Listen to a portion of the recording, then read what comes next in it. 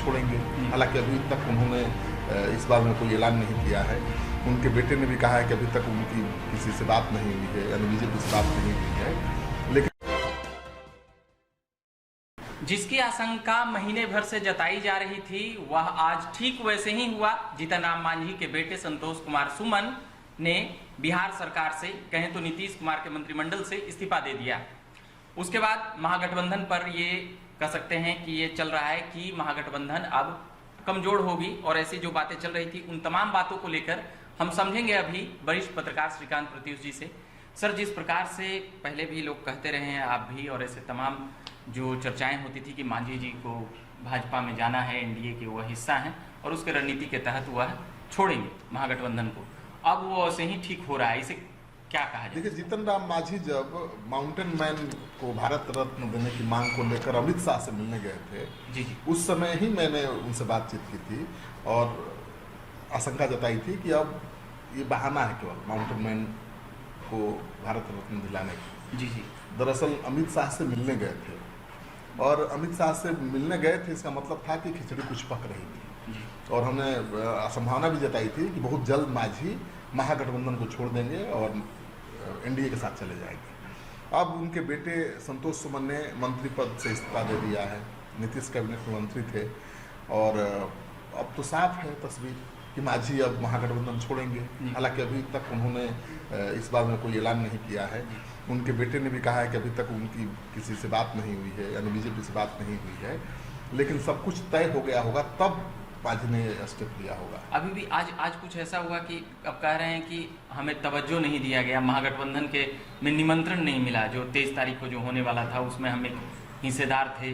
फिर देखिए, महागठबंधन की जो बैठक होने वाली है 23 जून को, उसमें उम्मीद की जा रही थी कि मांझी की पार्टी को भी न्योता मिलेगा, मिलना ही चाहिए था जी।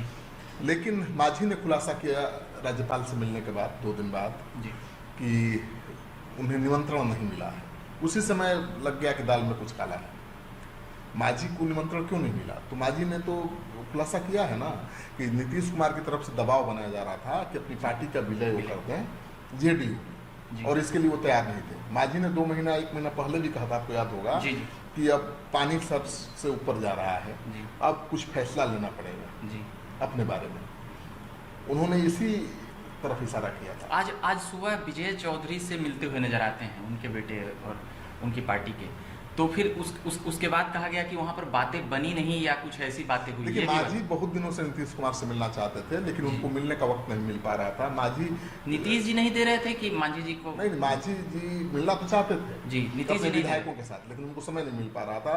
और मांझी ने कई बार साक्षात्कार में मेरे साथ खुद कहा कि हम लोग मिलना चाहते हैं, लेकिन कहा जाता है कि आप जो भी बात करनी है विजय चौधरी से बात करिए। तो विजय चौधरी से मिल रहे थे मांझी, अपनी बात उनके जरिए रख रहे थे, डायरेक्ट मुख्यमंत्री से उनकी बात नहीं हो रही थी। लेकिन 2 दिन पहले तो मिले, मुख्यमंत्री से मिले और सब कुछ तस्वीर साफ हो गया। उनको लगा कि नहीं, अब तो पार्टी का विलय करना ही पड़ेगा और कोई रास्ता नहीं है। तब उन्होंने ये फैसला लिया है। मतलब कि जदयू ने ये शर्त रखी थी या रखी होगी? मांझी तो कह रहे हैं ना, जदयू ने यही शर्त रखी थी, दबाव बनाया कि अपनी पार्टी का मर्जर करिए, और उनका कहना है कि हम अपनी पार्टी को खत्म कैसे करना है। ये फैसला मंजूर ही नहीं था। और मांझी ये संदेश देना चाहते हैं कि उनकी पार्टी को खत्म करने की कोशिश हुई जेडीयू की तरफ से। उनकी पार्टी के विलय को लेकर बहुत ज़्यादा दबाव बनाया गया, इसलिए उन्हें छोड़ना पड़ा, मंत्रिमंडल से उनके बेटे को इस्तीफा देना पड़ा।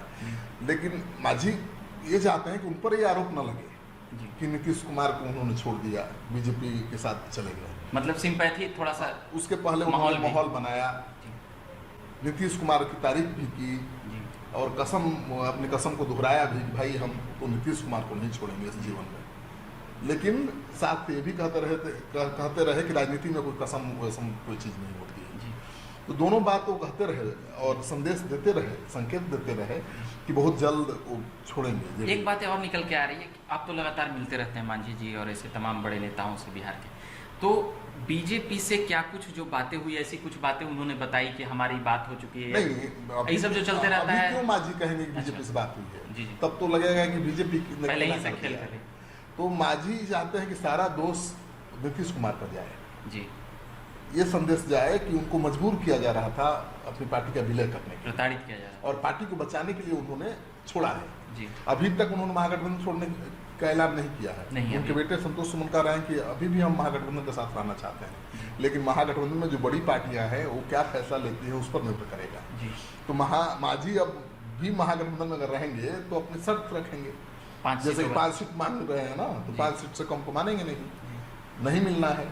महागठबंधन में 7 दल हैं, कहाँ से उनको 5 सीट मिल जाएगा? कांग्रेस पार्टी 10 से कम सीट पर तैयार नहीं होगी, राष्ट्रीय पार्टी होने का हवाला देगी। कर्नाटक में जीत मिली है, मनोबल बढ़ा हुआ है, और नीतीश कुमार विपक्ष को गुलबंद करने में जुटे हुए हैं। ऐसे में कांग्रेस उन पर भी दबाव बनाएगी कि भाई उसको अहम भूमिका मिले। तो मुझे लगता है कि जीतन राम मांझी के लिए महागठबंधन में जगह ही नहीं है। कुल मिलाकर ये समझा जाए कि मांझी जी अब पूरी तरह से एनडीए के खेमे में चले गए हैं। बिल्कुल, केवल औपचारिक ऐलान भर बाकी है। मांझी जी बहुत जल्द एनडीए के साथ चले जाएंगे, बहुत ज्यादा देर नहीं और कोई ऐसी पार्टी, और देखिए जून में ही बैठक होनी है 23 जून को, ठीक उसके पहले ये खेल हो गया है। ऐसी आशंका जताई जा रही थी कि बीजेपी विपक्षी एकता की बैठक के पहले बड़ी कार्रवाई करेगी। बड़ा क्या ये मांझी का जी, क्या ये मांझी का फैसला नहीं था, बीजेपी का फैसला था कि आप इस्तीफा देकर आइए, ऐसा कुछ? नहीं, ये तो मांझी को अगर जाना था बीजेपी के साथ या जाना है तो रास्ता तो बनाना पड़ेगा। और विपक्षी एकता की बैठक के पहले अगर मांझी ऐसा कुछ करते हैं तब उसका लाभ बीजेपी को मिलेगा ना।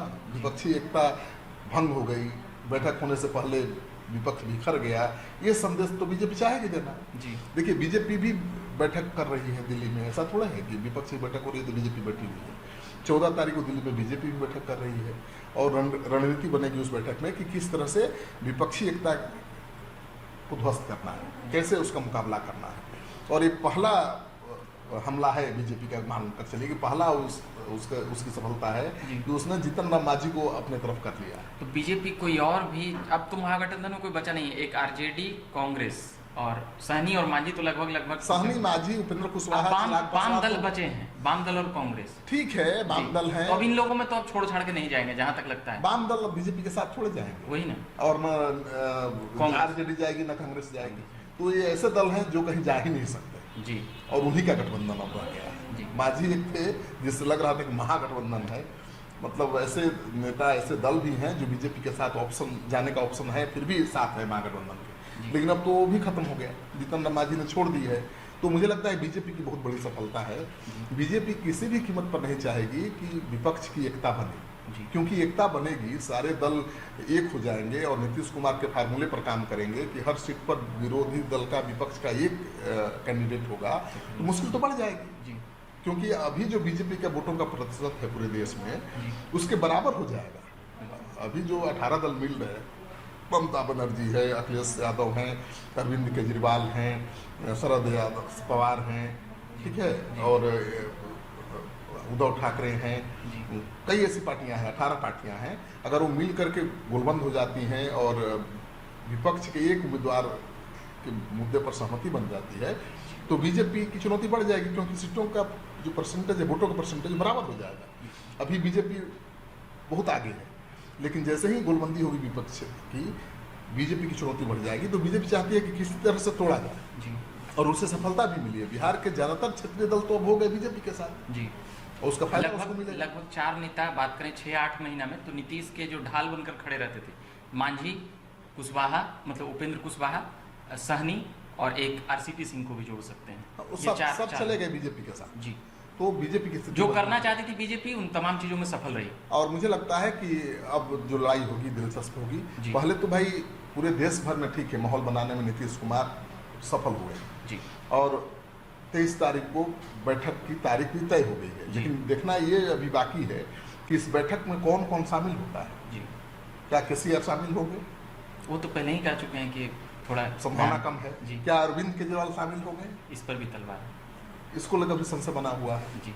उद्धव ठाकरे और शरद पवार शामिल होंगे जी।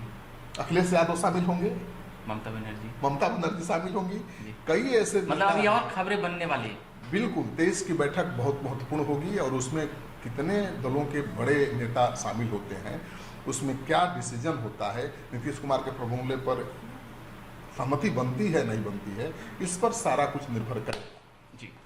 तो ये बात कर रहे थे हम वरिष्ठ पत्रकार श्रीकांत प्रत्युष जी से। तमाम बातें जो बिहार की सियासत में प्रत्येक दिन चलते रहती है, ऐसे ही गर्मा गर्मी रहती है। ऊपर से आज एक मंत्री का इस्तीफा हुआ तो और भी माहौल गर्मा गया। बाकी जीतन राम मांझी और ऐसी तमाम नेताओं की खबरें हम लगातार लाते रहेंगे बिहार पॉलिटिकल अपडेट्स के जरिए। मेरा नाम रविकांत हुआ, धन्यवाद।